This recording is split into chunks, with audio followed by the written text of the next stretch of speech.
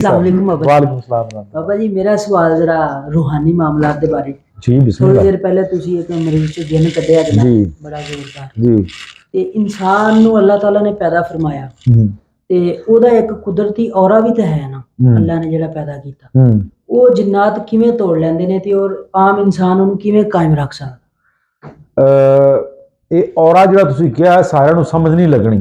ਹਿਸਾਰ ਅੱਛਾ ਦੇਖੋ ਮੇਰੀ ਗੱਲ ਸੁਣੋ ਜੀ।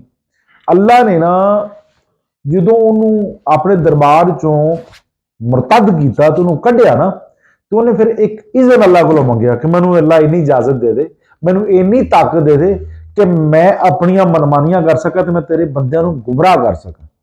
ਅੱਲਾ ਨੇ ਉਹਨੂੰ ਤਾਕਤ ਬਖਸ਼ ਦਿੱਤੀ, ਲੇਕਿਨ ਨਾਲੇ ਵੀ ਕਿਹਾ ਕਿ ਤੇਰੇ ਹੀ ਤੇਰੇ ਹੱਥੋਂ ਗੁੰਮਰਾਹ ਹੋਣਗੇ, ਮੇਰੇ ਬੰਦੇ ਤੇਰੇ ਹੱਥੋਂ ਗੁੰਮਰਾਹ। ਬੇਸ਼ੱਕ ਜੇ ਅਗਰ ਰਹਿਮਾਨ ਦੀ ਤਾਕਤ ਹੈ ਨਾ ਤੇ ਸ਼ੈਤਾਨ ਦੀ ਵੀ ਤਾਕਤ ਹੈ, ਉਹ ਵੀ ਅੱਲਾ ਨੇ ਬਖਸ਼ੀ ਹੋਈ। ਰਹਿਮਾਨ ਦੇ ਬੰਦਿਆਂ ਵਾਸਤੇ ਜੰਨਤ ਤੇ ਸ਼ੈਤਾਨ ਦੇ ਬੰਦਿਆਂ ਵਾਸਤੇ ਉਹ ਕਿਵੇਂ ਭਰਨੀ ਰਹੀ ਹਸਾਰ।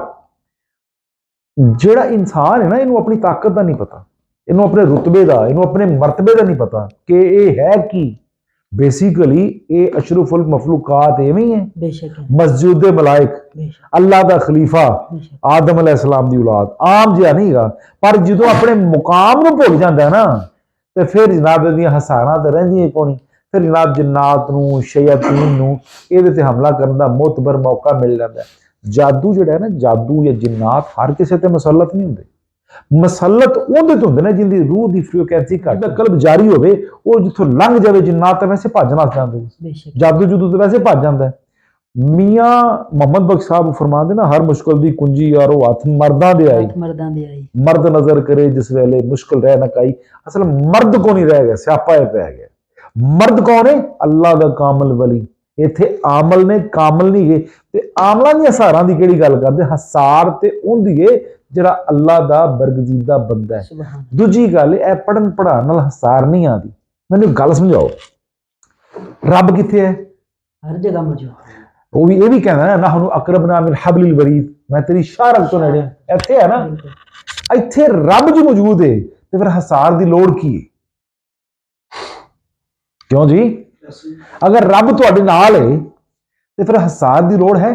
ਤੁਹਾਡਾ ਅਕੀਦਾ ਖਰਾਬ ਕੀਤਾ ਗਿਆ ਹੈ। ਜਿਹੜਾ ਮੇਰਾ ਮੁਹਾਫਿਜ਼ ਹੈ ਉਹਨੂੰ ਮੈਂ ਮਹਿਸੂਸ ਨਹੀਂ ਕਰਦਾ ਪਿਆ। ਸਿਰਫ ਕੀ ਹੈ, ਅਸੀਂ ਆਪਣੀ ਜ਼ੀਰੋ ਲਾਈਨ ਤੋਂ ਕੱਟ ਗਏ। ਬੇਸਿਕ ਸਾਡਾ ਮੁਹਾਫਿਜ਼ ਕੌਣ ਹੈ? ਅੱਲਾਹ। ਨਿਗਹਬਾਨ ਕੌਣ ਹੈ? ਅੱਲਾਹ ਖੈਰਨ ਹਾਫਿਜ਼।